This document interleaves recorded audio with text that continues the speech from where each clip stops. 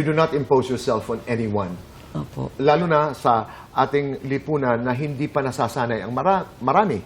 'Di ba? At ang iba hindi nakakaunawa. At ang sinasabi mo nga, iginagalang mo yun. Do you have an idea, Aura, kung bakit hindi ka tinatantanan? Siguro nga po, Tito Boy,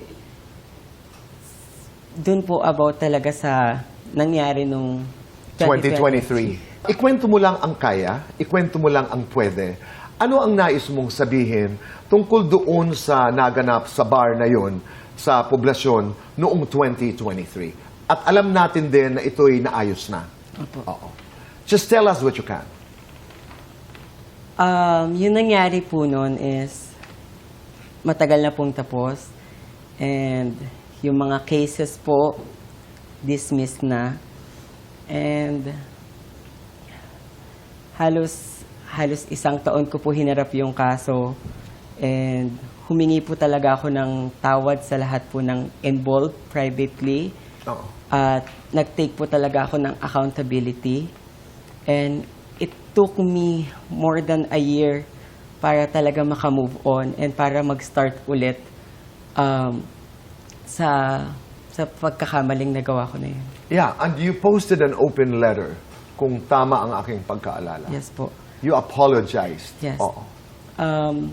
Siguro po yung open letter na yan, hindi po nakarating sa maraming tao. Pero yes po, bago po ako mag-post ng open letter, minake sure ko po talaga na naayos na siya privately, Tito Boy. And minake sure ko po, Tito Boy, na okay na po yung lahat bago po ako mag-post ng open letter na yan. Was that public apology part of the agreement? Hindi po. Ano po yan? Personal Galing sa'yo? choice ko po talaga yan. And reflection ko po yan after lahat ng nangyari. Aura, may mga pagkakataon ba? Lalo na sa gitna ng intense, massive bashing, na sinasabi mo sa sarili mo, ayoko na. Pinagdadaanan mo yan. Araw-araw po. Alam po ito ng mga kapatid ko and even ng mga friends. Kahit ano po kasi try ko talaga. After nung nangyari, Tito Boy, isang taon bago ako ulit tumarap sa tao, bago ako i-continue yung pag-aaral ko. Nung kinontinue ko pag-aaral ko, hanggang sa makagraduate ako ng senior high school, may nasasabi pa rin yung mga tao sa akin. And even now na pinagpapatuloy ko lang lahat ng mga magagandang nasimulan ko after ng pagkakamali ko, madami pa rin sila nasasabi. Up until now po na nag-aaral ako, lalo na ngayong college, araw-araw po, ayoko na po talaga. Pero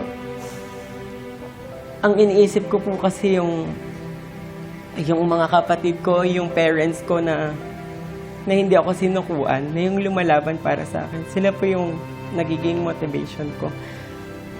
Pero kung ako lang po, Tito Boy, ayoko na talaga kasi wala eh, kahit ano naman po gawin ko, parang wala lang po eh. Ano ang pinakamahalagang leksyon na patuloy mong natututunan dito? Pinakamahalagang leksyon, Tito Boy, siguro is yung hindi ka i-define ng pagkakamali mo. And yung pagkakamali mo, kailangan matututo ka talaga doon. And kung talagang nagsisi ka, hindi mo na siya uulitin. At doon ko po masasabi, Tito Boy, na totoong nagsisi po talaga ako sa nangyari. Kasi hindi naman na po siya naulit. And gusto ko lang pong ma-realize ng mga tao at ipaalala sa kanila na I was just a kid. I was just a teenager. 19 years old lang po ako nung nangyari lahat yun.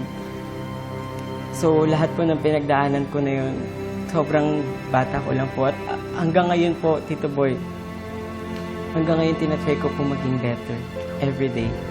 And yun po yung pinakamalaking election sa akin.